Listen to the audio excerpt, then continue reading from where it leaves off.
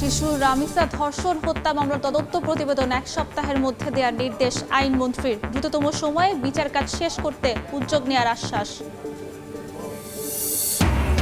দুর্গন্ধযুক্ত ময়লা পানিতে ব্যবসা বাড়ে ওয়াসার। বিলের পাশাপাশি গ্রাহকের কাছে আলাদা বিক্রি করে বিশুদ্ধ জল। নগরবাসীর ভোগান্তি, লাভের অর্থ গুনছে সংস্থাটি।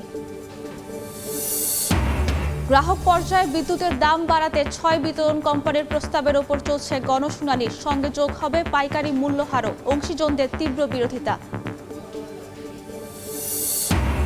এবারও রাজধানীর পশুর হাটের ইজারাদার রাজনৈতিক দলের নেতা বেশিরভাগই বিএনপি ও জামায়াতপন্থী। দলীয় বিবেচনায় নয়, উন্মুক্ত দরপত্রে হস্তান্তরের দাবি প্রশাসকের। এবং ঈদযাত্রা 118 কোচ সরবরাহ করে চমক দেখিয়েছে চট্টগ্রামের পাহাড়তলী ওয়ার্কশপ। কঠিন চ্যালেঞ্জের পরও অন্তত 100 ধরনের মেরামত কাজ শেষে যুক্ত হচ্ছে বহরে।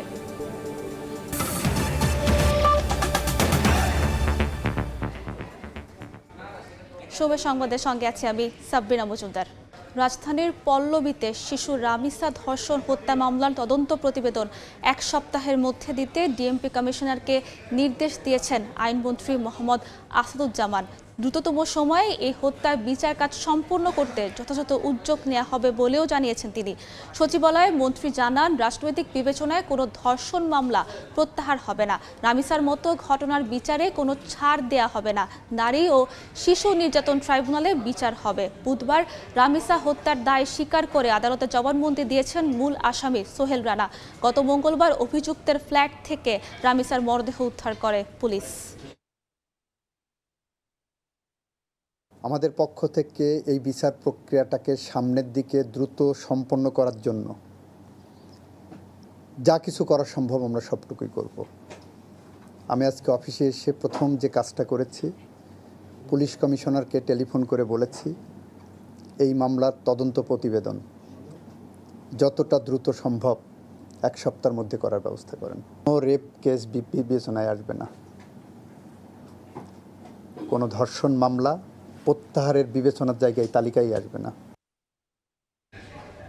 রাজধানীর রামপুরায় মাদ্রাসা ছাত্রকে বলাৎকার ও আত্মহত্যায় প্ররোচনার মামলায় শিহাব হোসেন নামে এক শিক্ষার্থীকে গ্রেফতার করেছে পুলিশ।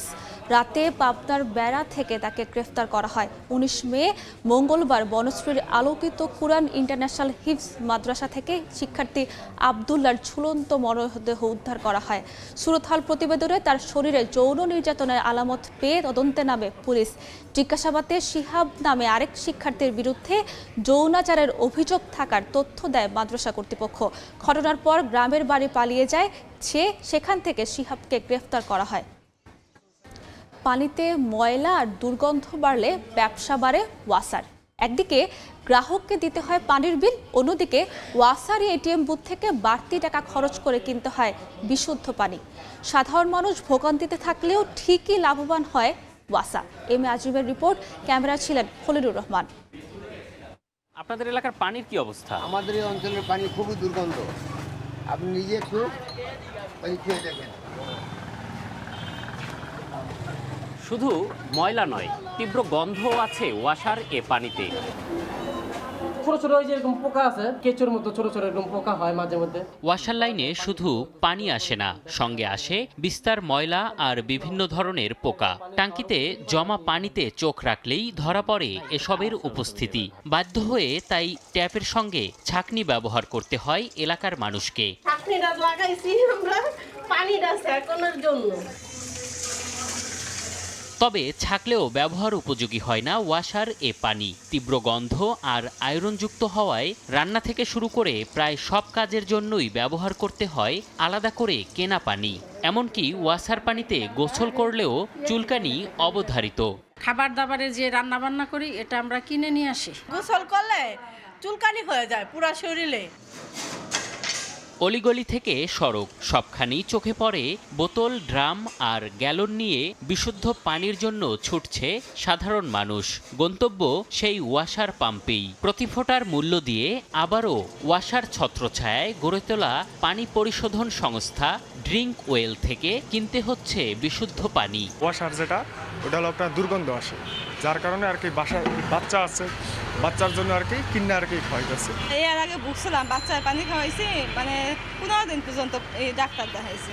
তাহলে কি ড্রিঙ্ক ওয়েলের ব্যবসা ধরে রাখতেই বিশুদ্ধ হয় না ওয়াসার লাইনের পানি?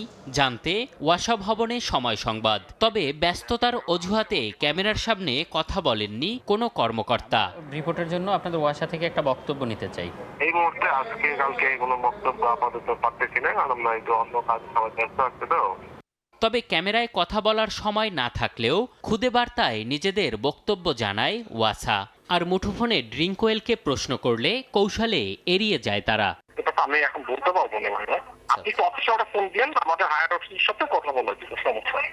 বর্তমানে প্রতিদিন প্রায় 13 লাখ লিটার পানি বিক্রি হয় ওয়াসার বুথ থেকে। লাইনের পানিতে গন্ধ, ময়লা ও পোকা থাকলে যা আরও বাড়ে। এম এ আজিম, সময় সংবাদ, ঢাকা।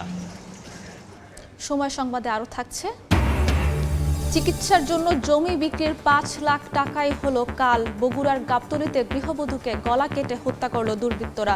জড়িতদের ধরতে মাঠে পুলিশ। অতীতের মতো এবারও রাজধানীর কোরবানির পশুর হাটের ইজারাদার রাজনৈতিক দলের নেতারা। 14 কোটি টাকায় দিয়াবাড়ি হাটের ইজারা পেয়েছেন স্বেচ্ছাসেবক দলের শেখ ফরিদ। উত্তরে বিএনপি নেতারা এগিয়ে থাকলেও কাজলা ব্রিজ থেকে মাতুয়াইল এলাকার হাটের সর্বোচ্চ দরদাতা জামায়াত নেতা শামীম খান। দুই সিটি প্রশাসক বলছেন, রাজনৈতিক পরিচয় নেয় দরপত্র বিডিকে নিয়ম মেনে দেয়া হয়েছে ইজারা। তানভীর হাসান মেঘের রিপোর্ট। রাজধানীর সবচেয়ে বেশি দামে কেনা কোরবানির পশুর হাট দিয়াবাড়ি। 14 কোটি টাকায় 5 দিনের জন্য ইজারা নেওয়া হাটটিতে এর মধ্যে আসতে শুরু করেছে কোরবানির পশু। ঢাকা উত্তর সিটি কর্পোরেশনের স্থায়ী হাট 1টি ও অস্থায়ী হাট 14টি। অস্থায়ী হাটের মধ্যে 10টি হাটের ইজারা সম্পন্ন, আর বাকি 4টি প্রক্রিয়াধীন। দক্ষিণ সিটি কর্পোরেশনের স্থায়ী হাটের সংখ্যা 1টি এবং অস্থায়ী হাটের সংখ্যা 10টি, যার বেশিরভাগই পেয়েছে বিএনপি ও জামায়াতপন্থী ব্যবসায়ীরা। তারা বলছেন, আওয়ামী শাসনামলে জেল জুলুম আর হামলা মামলায় 1.5 যুগ বিপর্যস্ত থাকায় দরপত্র জমাও দিতে পারেননি তারা। আমরা তো কেউ এলাকায় থাকতে পারতাম না, নিজের ঘরেই থাকতে পারতাম না। একটা হাট আমরা পাইছি, তারপরে আমরা এখন বর্তমানে বিএনপির সাথে কনভেনশন করে এই হাটটা পরিচালনা করতেছি। উত্তরের 10টি হাটের মধ্যে সবচেয়ে বেশি দর উঠেছে দিয়াবাড়ি পশুর হাট, যার ইজারাদার মহানগর উত্তরের স্বেচ্ছাসেবক দলের সভাপতি শেখ ফরিদ। দ্বিতীয় স্থানে বেড়াইত বসুন্ধরা গ্রুপের খালি জায়গার হাটের ইজারা পেয়েছেন ঢাকা মহানগর উত্তর বিএনপির যুগ্ম আহ্বায়ক আলহাজ আতাউর রহমান। আর তৃতীয় স্থানে তেজগাঁও পশুর হাটের ইজারাদার ঢাকা মহানগর উত্তর যুব দলের আহ্বায়ক কমিটির সদস্য আমিনুল ইসলাম। ইজারাদাররা বলছেন, আগেরবারের মতো ভোগান্তি থাকবে না হাটে বেচা কেনায়। আমাদের হাটে কোনো সুযোগ সুবিধার অভাব নেই, মহিলা পুরুষ সবাই মিলে আসতে পারবে। এদিকে দক্ষিণ সিটির 11টি হাটের মধ্যে সবচেয়ে বেশি দর উঠেছে কাজলা ব্রিজ থেকে মাতুয়াইল মিধাবাড়ি পানির পাম্প এলাকার হাট। হাটের সর্বোচ্চ দরদাতা জামায়াত নেতা শামীম খান। দ্বিতীয় স্থানে শিকদার মেডিকেল সংলগ্ন হাটের ইজারাদার নাফিস কবির, তিনি ধানমন্ডি থানার যুবদল কর্মী। তৃতীয় অবস্থানে থাকা পোস্তগোলা শ্মশানঘাট এলাকার হাটের ইজারাদার কাজী মাহবুব মাওলা হিমেল, তিনি ঢাকা মহানগর দক্ষিণ বিএনপির শ্যামপুর থানার কমিটির সদস্য সচিব। দুই সিটির প্রশাসকরা বলছেন, কোরবানির হাট ইজারায় কোনো দলীয় বিবেচনা নেই। উন্মুক্ত টেন্ডারের মাধ্যমে শর্ত পূরণকারী সর্বোচ্চ দরদাতাকে হাট দেয়া হয়। দল আমার কাছে মুখ্য বিষয় না, মুখ্য বিষয় গরুর হাটকে ইজারা নিল কে, আমার শর্ত মেনে সেই কাজগুলো সম্পন্ন করবে। যারা শিডিউল কিনতে চেয়েছে তারা সবাই শিডিউল কিনতে পেরেছে। রাজনীতি করতে ওইরকম প্রভাব তেমন কিছু আমরা ফিল করিনি। এবার ঢাকায় মোট 26টি অস্থায়ী পশুর হাট ছাড়াও উত্তর সিটির স্থায়ী হাট গাবতলী ও দক্ষিণের সারুলিয়ায় স্থায়ী হাটে যথারীতি কোরবানি পশু কেনাবেচা চলবে। তানভীর হাসান মেঘ, সময় সংবাদ, ঢাকা। বগুড়ার গাবতলীতে এক গৃহবধূকে গলা কেটে হত্যা করেছে দুর্বৃত্তরা। স্বজনরা জানান, বুধবার রাতে খাওয়া দাওয়া শেষে রীতা রানী ও তার স্বামী বিধানচন্দ্র ঘুমাতে যান। কিছুক্ষণ পর বিধান তার ঘরের দরজায় কড়া নাড়ার শব্দ শুনতে পান। এরপরই স্ত্রীর চিৎকার শুনে ঘর থেকে বেরিয়ে তার রক্তাক্ত মরদেহ দেখতে পান। ঘটনার রহস্য উদ্ঘাটনে কাজ চলছে বলে জানিয়েছে পুলিশ। সময় সংবাদে আরও থাকছে, স্থায়ী যুদ্ধবন্ধে ইরানকে নতুন প্রস্তাব যুক্তরাষ্ট্রের, পর্যালোচনা করছে তেহরান। চুক্তি করতে ফের হুঁশিয়ারি ট্রাম্পের, হরমুজের নিয়ন্ত্রণ আরও জোরদার IRGCর। এবার বাণিজ্যের সংবাদ।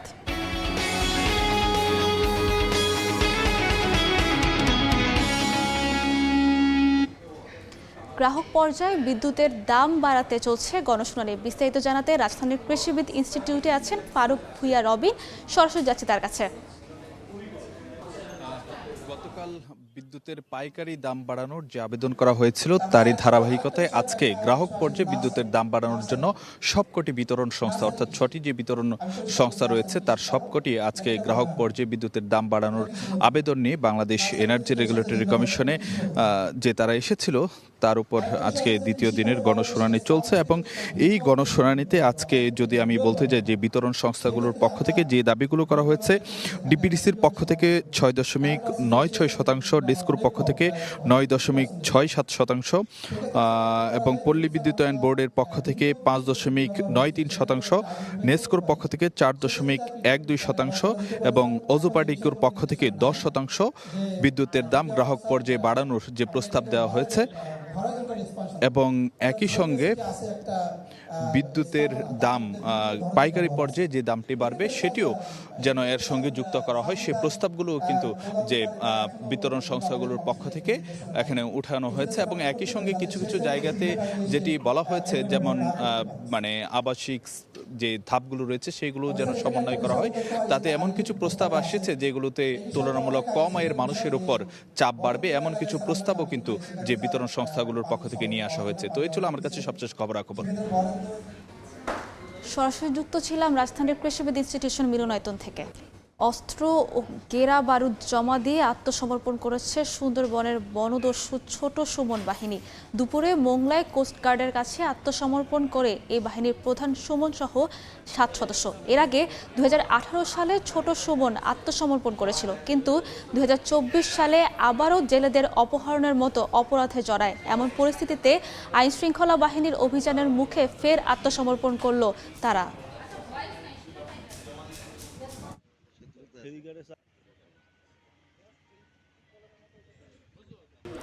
ইরান যুদ্ধ স্থায়ীভাবে বন্ধে তেহরানকে নতুন প্রস্তাব দিয়েছে ওয়াশিংটন। চুক্তি সইয়ের আগে ইরানের ওপর থেকে তেল নিষেধাজ্ঞা প্রত্যাহার হবে না বলেও সাফ জানান মার্কিন প্রেসিডেন্ট। তবে যুদ্ধ এড়াতে আলোচনার পথ এখনও খোলা রয়েছে বলে মন্তব্য করেছেন মাসুদ পেজেশকিয়ান। এর মধ্যেই হরমুজ প্রণালীতে জাহাজ চলাচলে ইরানের অনুমতি ও সমন্বয় বাধ্যতামূলক করেছে তেহরান। 30 বছরের খরা কাটালো অ্যাস্টন ভিলা। ইউরোপা লিগে ফ্রেইবুর্গকে 3-0 গোলে হারিয়ে শিরোপা উৎসবে মাতল উনাই এমিরির শিষ্যরা। ইউরোপ সেরার মঞ্চে 44 বছর পর জিতল মেজর ট্রফি। ফাইনালে জার্মান ক্লাব ফ্রেইবুর্গের মুখোমুখি হন এমি মার্টিনেজরা। আগামী মৌসুমে চ্যাম্পিয়ন্স লিগ খেলার আগে ইউরোপ সেরার মঞ্চে জানান দিয়ে রাখল ইংলিশ ক্লাবটি। 45 মিনিটে দ্বিতীয় গোল করেন এমিলিয়ানো বুয়েন্দিয়া। 57 মিনিটে মর্গান রজারের গোলে শিরোপা নিশ্চিত হয় ভিলার। এ পর্যায়ে শীর্ষ সংবাদগুলো জানিয়ে দিচ্ছি আরেকবার। শিশু রামিসা ধর্ষণ হত্যা মামলা তদন্ত প্রতিবেদন 1 সপ্তাহের মধ্যে দেওয়ার নির্দেশ আইনমন্ত্রীর। দ্রুততম সময়ে বিচার কাজ শেষ করার উদ্যোগ নেওয়ার আশ্বাস। দুর্গন্ধযুক্ত ময়লা পানিতে ব্যবসা বাড়ে ওয়াসার। বিলের পাশাপাশি গ্রাহকের কাছে আলাদা বিক্রি করে বিশুদ্ধ জল। নগরবাসীর ভোগান্তি, লাভের অর্থ গুনছে সংস্থাটি। এবং এবারও রাজধানীর পশুর হাটের ইজারাদার রাজনৈতিক দলের নেতা। দলীয় বিবেচনায় নয়, উন্মুক্ত দরপত্রে বরাদ্দ দেওয়ার দাবি সিটি কর্পোরেশনের প্রশাসকের।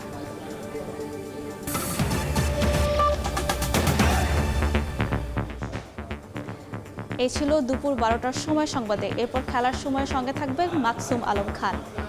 সাবরিনা মজুমদার, আপনাকে ধন্যবাদ। খেলার সময় নিয়ে আসছে কিছুক্ষণ পর, সঙ্গেই থাকুন সময়ের।